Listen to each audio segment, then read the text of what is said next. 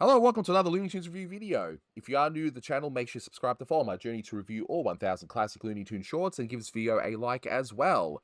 So this is a review for Hoppy, and with me today are two potential members of the Loyal Order of Alley Cats, Mousing and Chowder Club. They need to convince me, the Grand Pooh Bar, to gain entry, of course.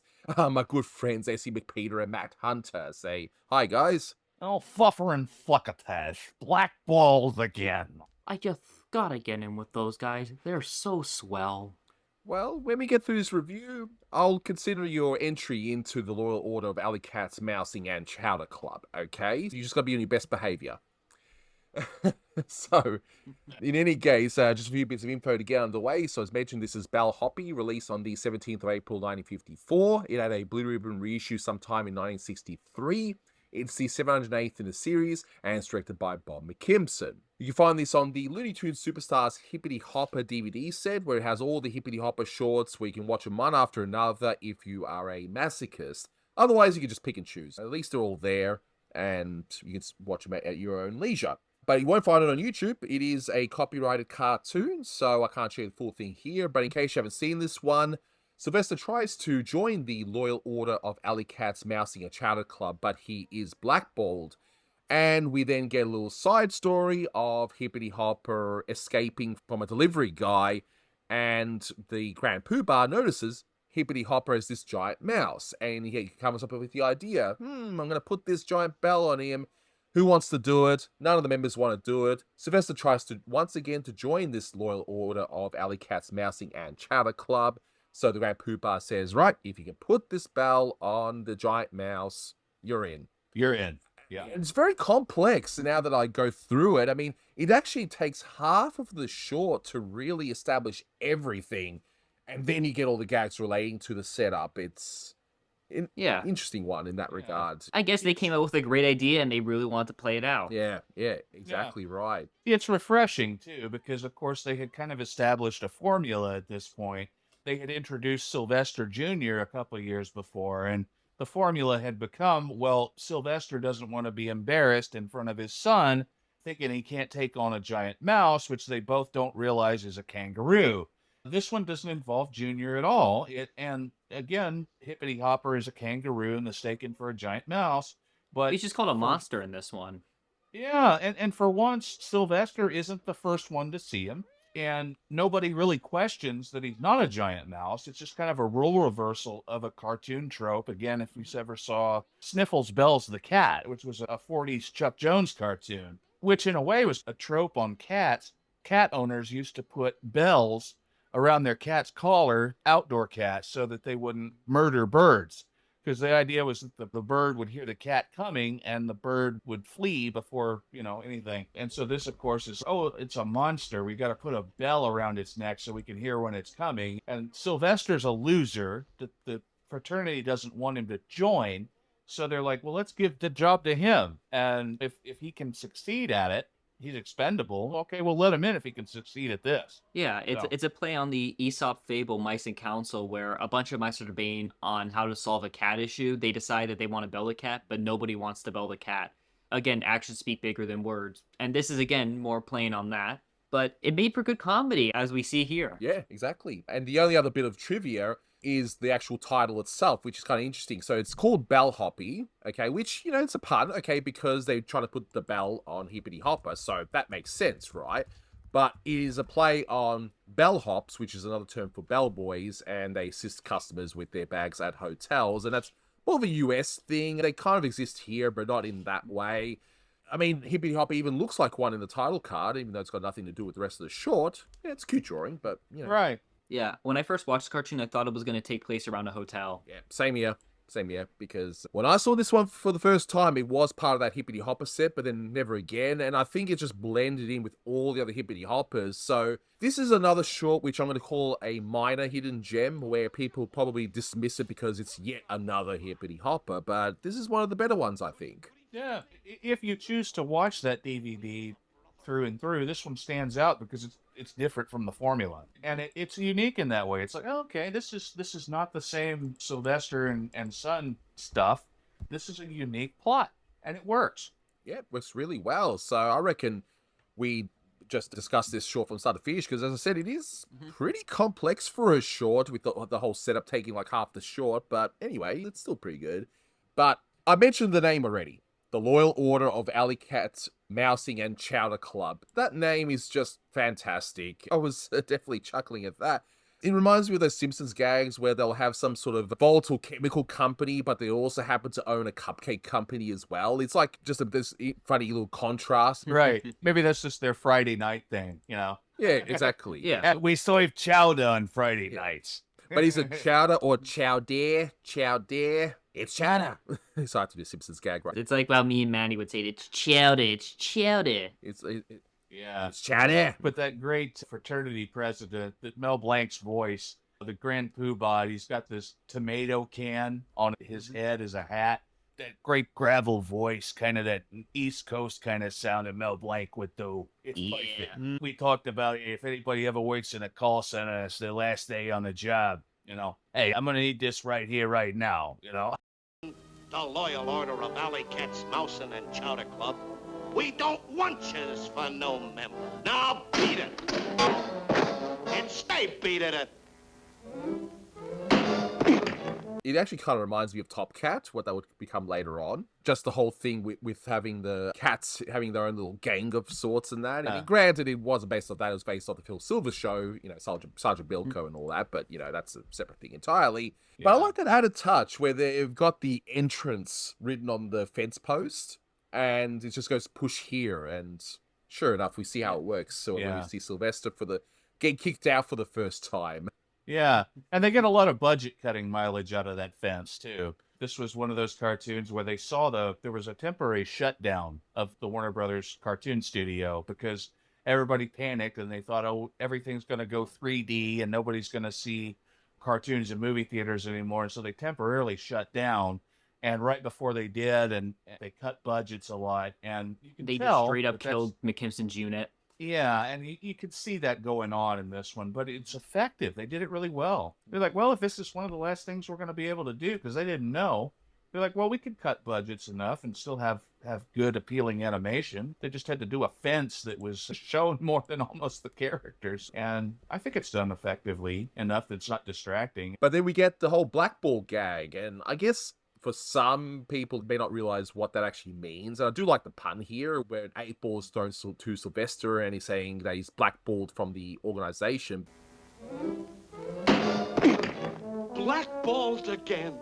And I did so hope those swell fellas would take me in this time.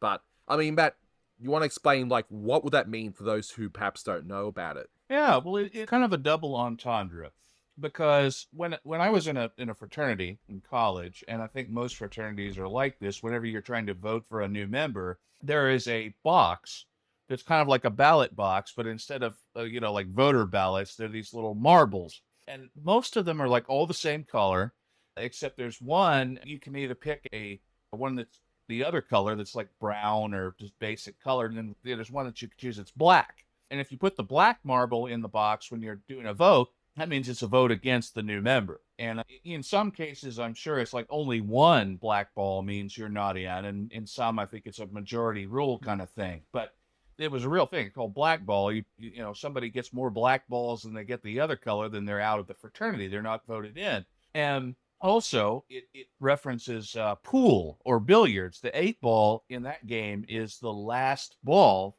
that you're supposed to sink. If you sink the 8 ball before any other ball, basically you're out. That's the unlucky one. That's the sorry you lose. And there's a phrase called behind the 8 ball, which means if your cue ball that you're using with your stick to shoot, if the 8 ball's in front of you, that means you're behind the 8 ball. You have to engage the 8 ball. And normally, if you have to do that, it means the 8 ball is going to fall in a pocket and you're out. So it's bad luck. It's bad. Yeah. The black ball is bad. Yeah, exactly. And as you mentioned earlier, Sylvester's a loser in this one. He really is. And you do have to wonder, because it's not explained here, and nor should it have to be explained, but why is Sylvester so desperate to join this organization that clearly doesn't want him? He's a total loser in this cartoon. Yeah. Yeah, and it's not really explained why they don't like him either. And you kind of sympathize with him, I think. I'm like, why do these guys, number one, why don't they like him? And number two, why does he care? Exactly. I have to wonder I that. somehow I think both questions answer each other. Yeah, it's like Sylvester, dude. You know, get the hint. They don't want you. There are places that will probably want you if you look hard I guess enough. Pierce and McKimson saw Sylvester as this loser who couldn't even please his own child, so they decided just to put him against a fraternity. Yes. Yeah. You do. You kind of feel sorry for him. Yeah. Come on, man. Yeah. Go find somebody who does like you. You're a cool guy. Yeah. Come on. There's communities out there that will support anyone that comes in. But anyway, it is what it is. But we then get the other part to our story starting off, which is a delivery van showing up. He walks in and we hear that he's here for the baby kangaroo. So they always got to do some sort of variations on how Hibbity Hopper either escapes or whatever, right? And another example of cost cuttings right here is that we hear a scuffle inside due to Hibbity Hopper escaping, and then he bounces out of the room. You just know that if this short was made in the 30s or 40s, there would have been a scene taking place inside where two characters will talk to each other, Hopper escapes and then bounces out, but they don't do that here. You just hear everything, and Hibbity Hopper escapes. I come for the baby kangaroo. Oh, yes, he's right here in this cage. Oh, look out, he's getting away! Grab him! Stop him! Does it make it bad? No, but it is just an example of the cost cutting. I think it was a little bit of a conscious decision because that scene of Hibbity Hopper initially escaping and running out to go get them is Rod Scribner, who at least gives some elastic energy to the few drawings he does. Yeah, so it would have been interesting to see Scribner actually animate an entire scuffle in there, which he could have done pretty well, I think, even in McKimson's unit. But yeah, look, it's not really needed, but you just find that with a lot of the older shorts that they would do extra scenes like that because they could, but now they don't have to. But it wasn't necessary. Yeah. Not necessary. Yeah. Exactly. We then see, okay, Hibbity Hopper hides in what we call a trash can. He hides in there, and we see this Grand Poobah is walking along, he's looking for food, and he wishes for a giant-sized mouse, right? And sure enough, he sees one. Obviously, it's a baby kangaroo, but anyway, he sees one, and he just comes up with the idea and just calls for a special meeting of the Brotherhood. Yeah.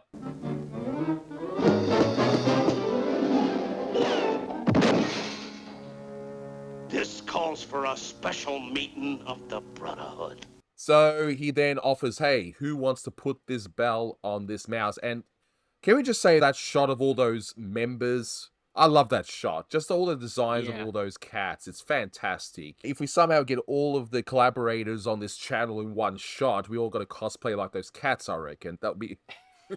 Yeah. You know, who gets to wear an eye patch and all that, so...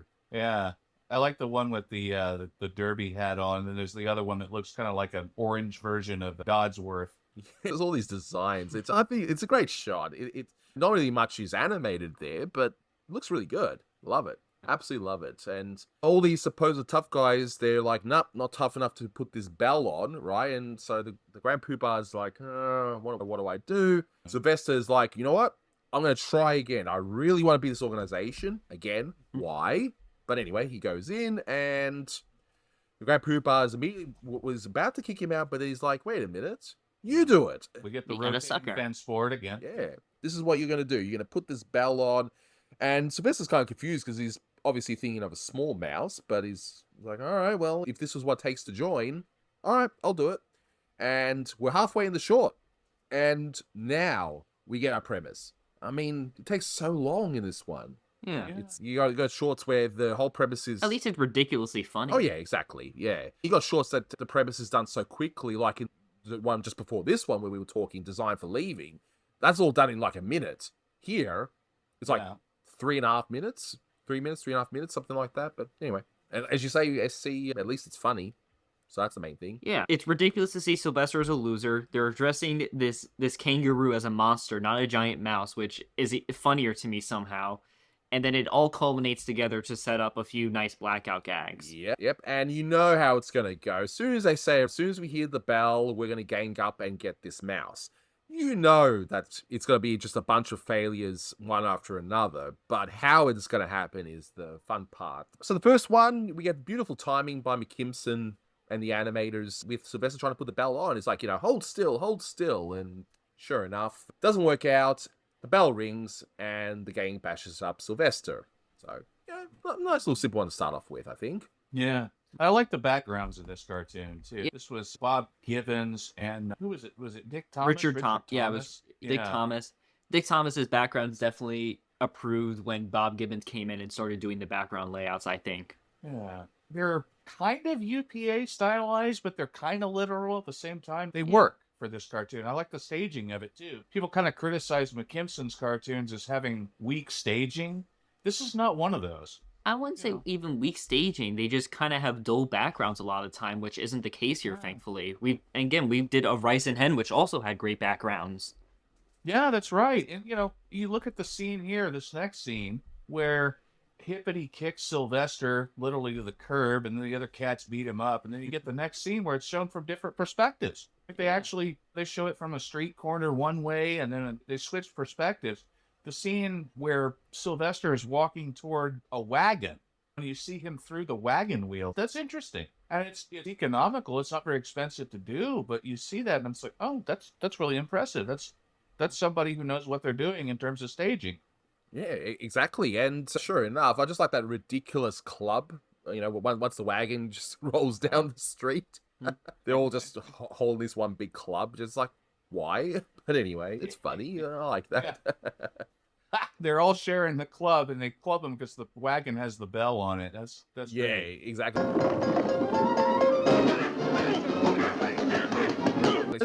Again, what's going to happen, that this bell thing is not going to go on the intended target, but it's funny how what the gags that have come up here. I mean, case in point, they're now at the junkyard, which this is where the background's like, wow, okay. Yeah, like look at the staging on that. That's next level. It's like, okay, we don't have a huge budget here, but we could do some really cool staging. Yeah.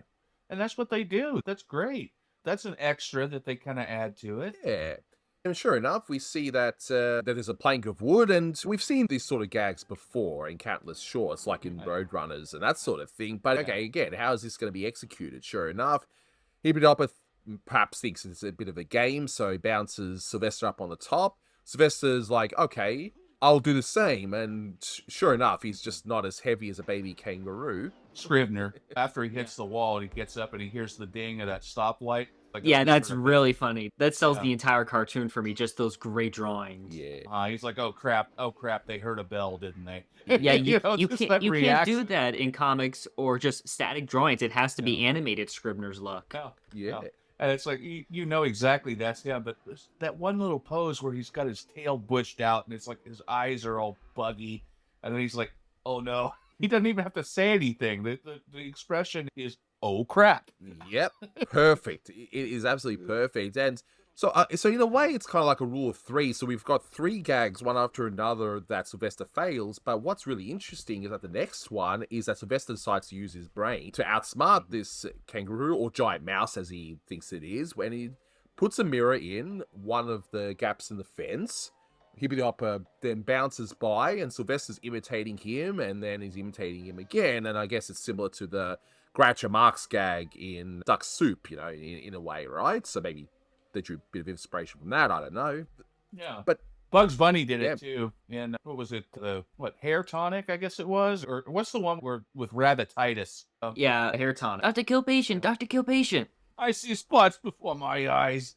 Yeah, and sure enough, after imitating Hippity Hopper for a bit, he ends up putting the bell on, or at least getting Hippity Hopper to put it on himself, right? And he's like, guys, I got it. And seeing the excitement in his face, just, again, you felt sorry for him before, but now you're just so happy for him. It's like, he's going to finally join this club, He's going to win. Yeah. And so Hippity Hopper, he finally gets the bell over him, and then the zookeeper catches him again. And he's in the back of the zookeeper's truck. And of course, the fraternity, the cats all try to club him again, but they hear him on board the truck, and they all end up getting run over by the truck. And so they're all incapacitated. The former leader is nowhere to be found. And so Sylvester ends up being the Grand Poobah. I think it is a nice little touch that, again, when Sylvester bells the cat, that would be when they find him, because the bell would make it easier. Yeah. So we got that nice final little touch where, okay, the gang of cats was so good at getting wherever the bell is. Well, they were just as good as this one, except, it was a van.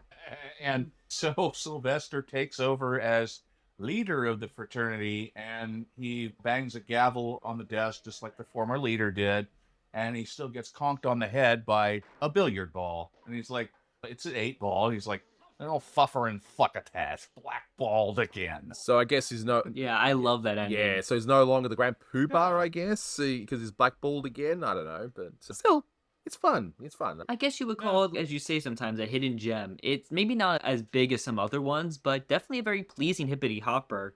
A lot of them just get kind of lost. This one in particular, I think this one and Hop, Look, and Listen are the best ones. Yeah, This is a good yeah, one. I have to agree. And I like the first few that were done in the 40s with that bulldog. Like those I like as well. I think they're really good. Time to get on the water wagon. You know, and the whole ballet ending in one of them, and it's just, you know, I like those ones. And I look, Hippity Hopper, I do like him. It's just I feel that a lot of them just do get a little repetitive if you're watching them, especially one after another, which I do not recommend people do if they get that disc. But in terms of a score, look, this one gets a solid 8 out of 10. It's a what I call a minor hidden gem where it's funny, it's well done considering the budget. I like it. Is it a standout?